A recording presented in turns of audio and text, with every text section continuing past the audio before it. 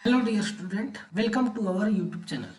पिछले वीडियो में हम सभी लोगों ने देख चुका था solution of liquid in liquid. इसके अंतर्गत हमने ideal solution, non ideal solution, Raoult's law और राउट्स लॉ से वेरिएशन, इसके बारे में हम सभी लोगों ने देख चुका था।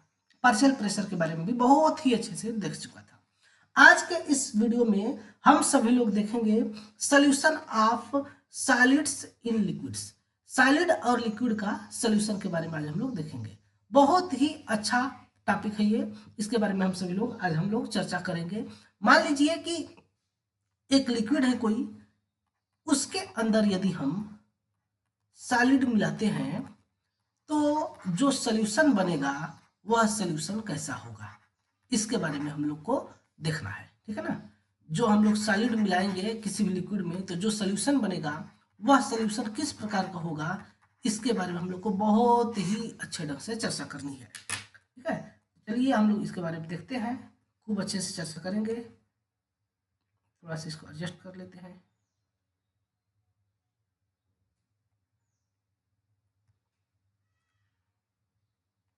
चलिए ओके, फिर से हम यहाँ पर लिखेंगे। मान लीजिए कि एक हमारे पास है बीकर। इस बीकर में हमने पानी ले लिया है, इस बीकर में हमने वाटर ले लिया। अब इस वाटर में हम मिलाते हैं NaCl, तो यहाँ पर 3 केस एराइज होगा। यहाँ पर हम जब NaCl मिलाएंगे, NaCl ऐड करते हैं तो 3 केस एराइज होगा यहाँ पर। वो तीनों केस क्या होगा, इसके बारे में हम लोग देखते हैं। सबसे पहला केस ये होगा कि NaCl पूरा का पूरा डिजॉल्व हो जाए। दूसरा केस ये होगा कि अगर हम और NaCl घोलते हैं तो वह एक लिमिट तक डिजॉल्व हो जाएगा, इसके बाद नहीं होगा। तीसरा ये केस होगा कि अब इसके अंदर NaCl डिजॉल्व नहीं होगा। ठीक है, तो इस प्रकार से 3 कंडीशन होती है। पहला कंडीशन कि NaCl हमने इस वाटर में डिजॉल्व किया तो वो डिजॉल्व हो गया, और डिजॉल्व करेंगे तो और भी डिजॉल्व हो जाएगा। तो इस कंडीशन को हम लोग बोलते हैं अनसेचुरेटेड कंडीशन। ठीक है, इसके बाद के हम अगले कंडीशन को बोलते हैं सेचुरेटेड कंडीशन, कि अब जितना डिजॉल्व होना था हो गया, अब नहीं होगा।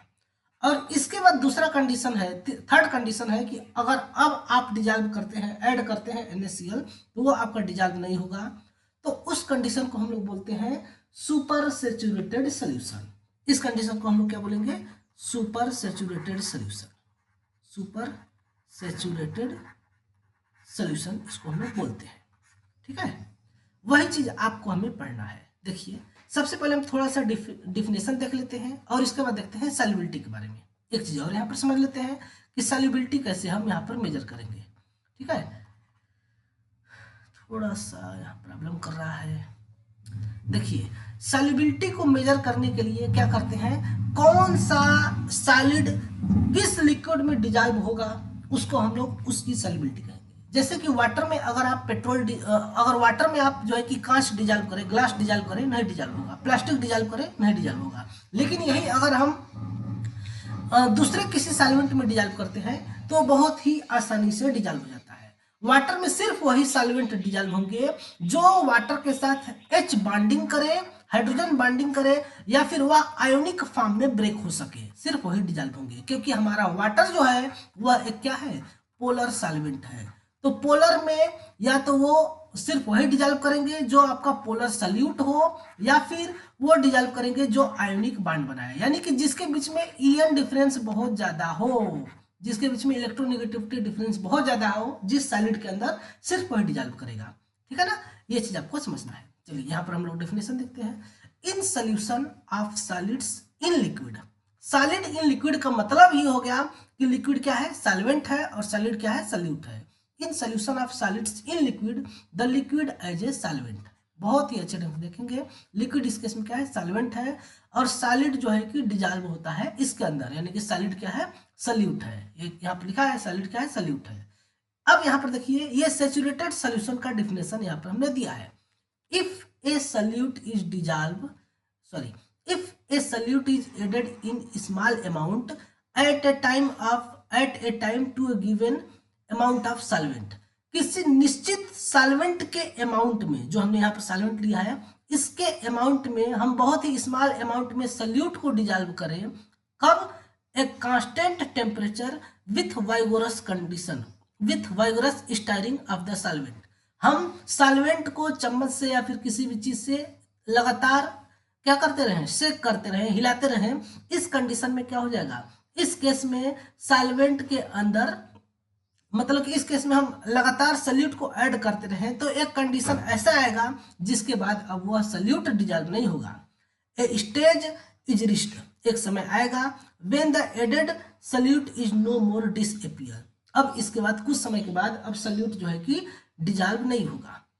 That is it goes into solute but remain, it goes into solution but remain undissolve. अब एक ऐसा कंडीशन आ जाएगा जब अब फिर से सॉल्यूशन, मतलब कि सल्यूट इसके अंदर डिजॉल्व नहीं होगा। The solution is said to be saturated. इस कंडीशन में सॉल्यूशन क्या कहलाएगा? सैचुरेटेड सॉल्यूशन कहलाएगा। इसको हम फिर से परिभाषा देख सकते हैं। A solution which remains in contact with undissolved solute is termed as saturated solution. Solution को हम लोग, जैसे कि मान लीजिए कि अभी फिलहाल में हमारे पास इस बीकर में सल्यूट है, ठीक है ना, इस बीकर में हमारे पास सल्यूट है। अब इसके अंदर हम वाटर मिला दिए, मतलब कि हम NaCl मिला दिए, तो अब ये क्या हो गया? अब ये सॉल्यूशन हो गया, ठीक है। अगर अब हम दोबारा NaCl इसमें ऐड करें और अब ये इसके अंदर डिजॉल्व ना हो तो इस कंडीशन को हम इसको क्या बोलेंगे? इसको हम लोग बोलेंगे सैचुरेटेड सॉल्यूशन। इसको हम लोग क्या बोलेंगे? अब सैचुरेटेड सॉल्यूशन बोलते हैं, ठीक है। ये है इसकी परिभाषा, किसकी? सैचुरेटेड सॉल्यूशन की।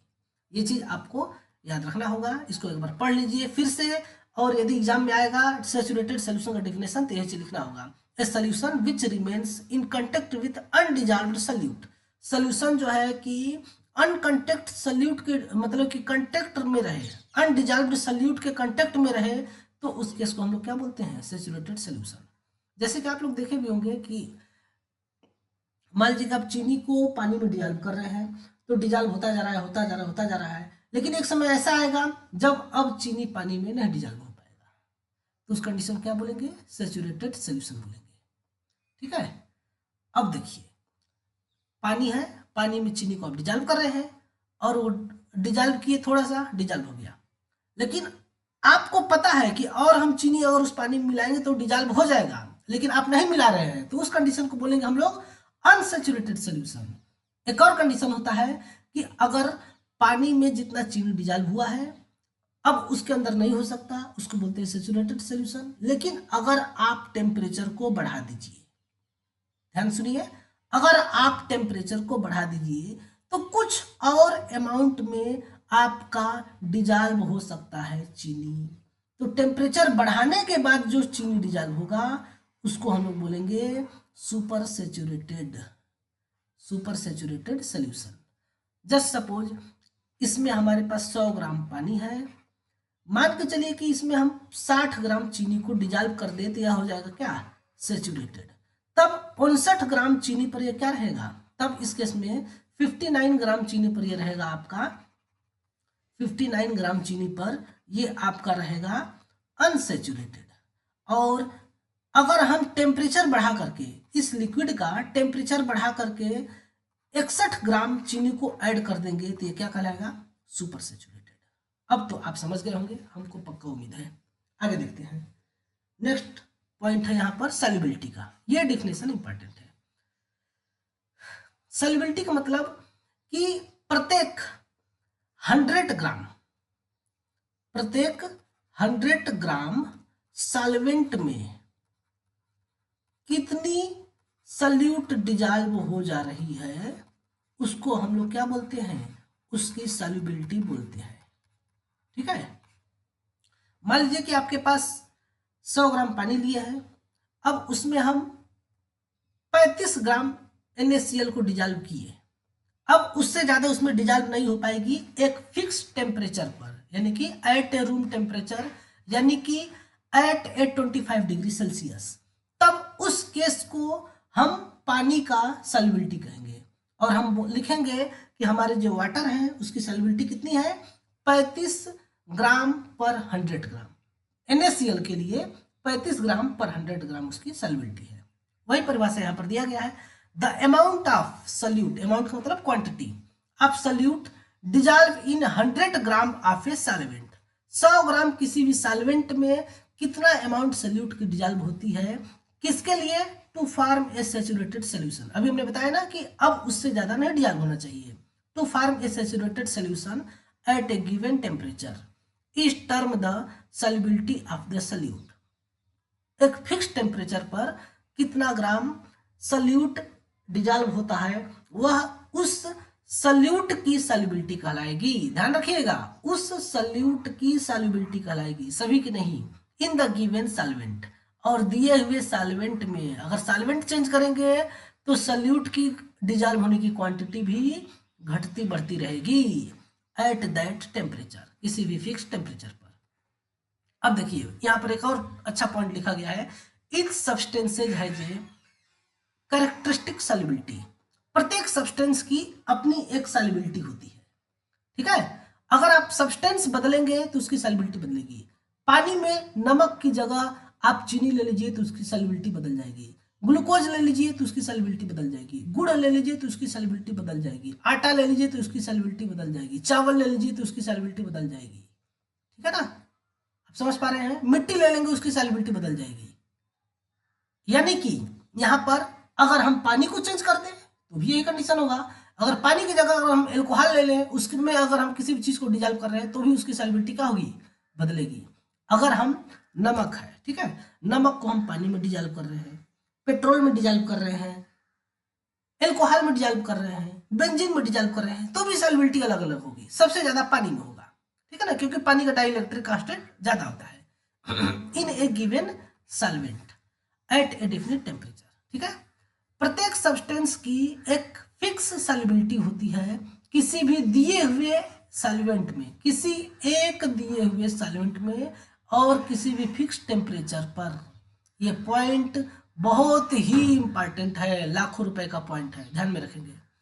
अब आगे देखिए, when a solid is added to the solvent, जब किसी भी सॉलिड को ऐड करते हैं सॉल्वेंट में। ये हमारा बनाया हुआ नोट्स है, अपने हाथ से इसको हमने लिखा है, पूरे 60 पेज से ज़्यादा का नोट्स है। सोच लीजिए कि हम 4 या 5 बुक को पढ़ते हैं, उसके बाद ये नोट्स बनाते हैं। तो सोचिए, बहुत ही जबरदस्त पॉइंट लिख करके इसमें ऐड किए हैं, तो आप सभी लोग इसको खूब अच्छे से पढ़ेंगे।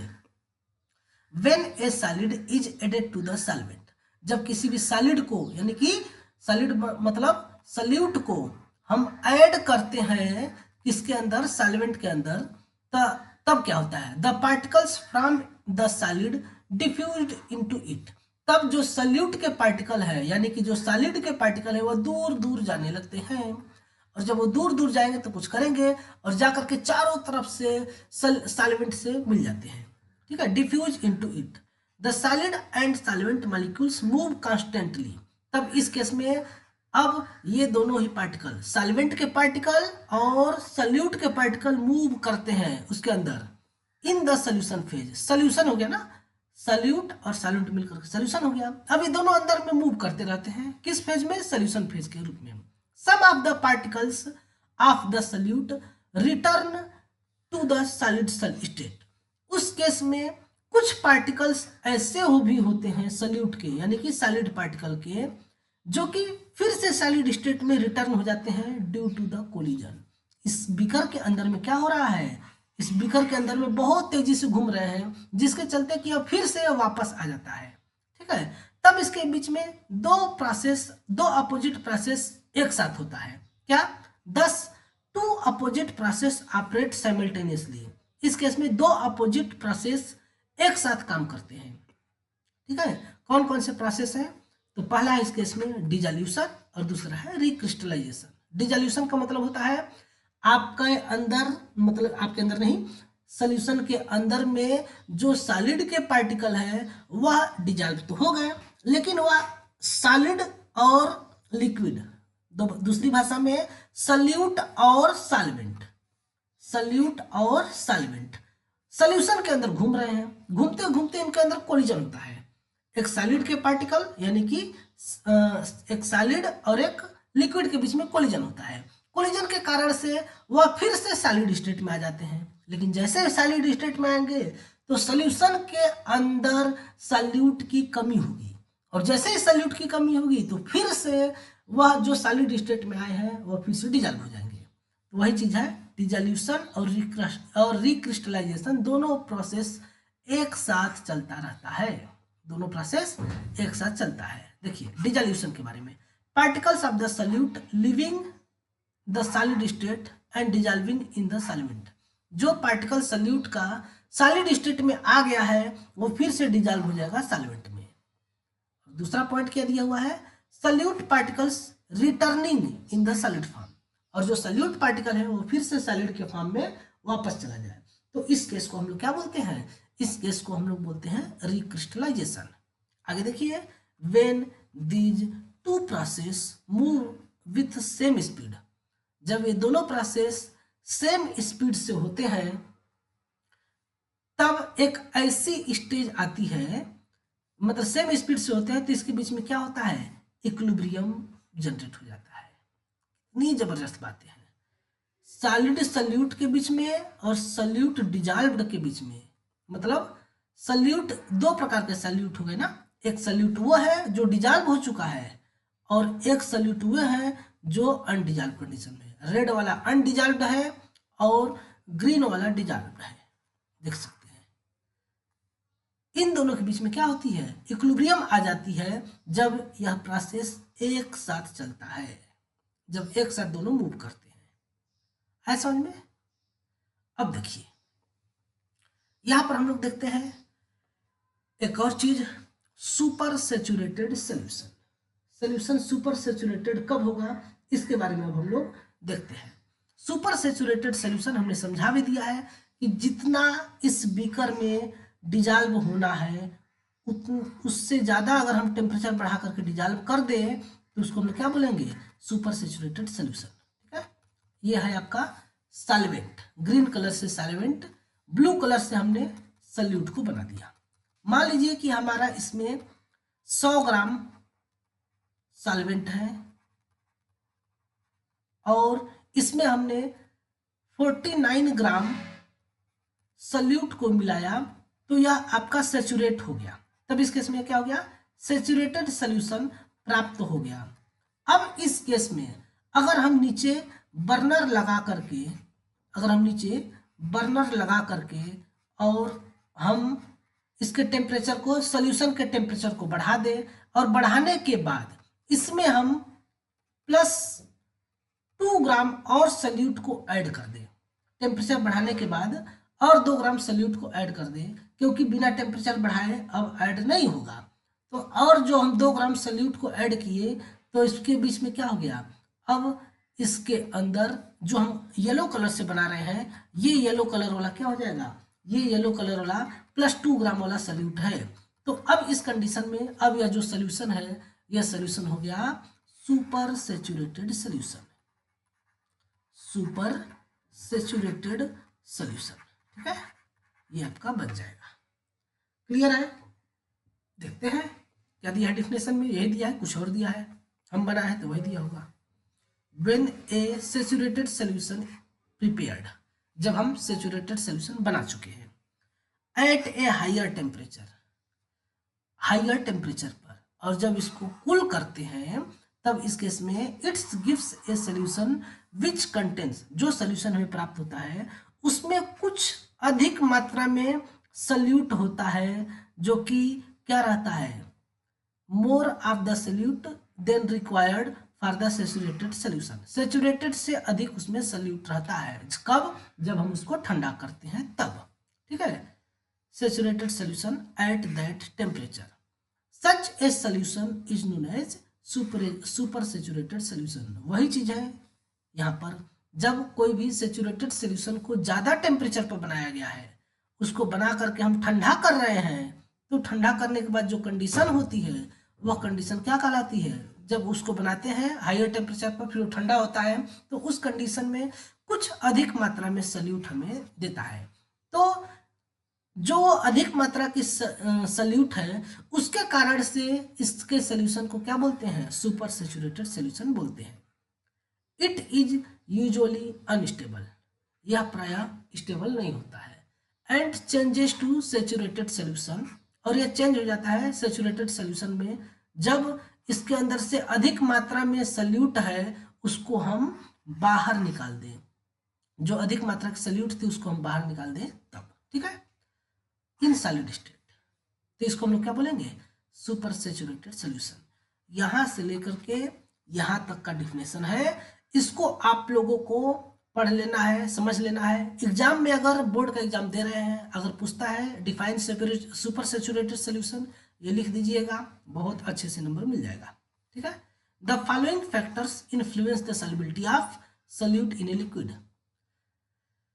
Solubility of solute in a liquid, यहाँ पर एक चीज भूल गया है, solid solute, solid solute in a liquid.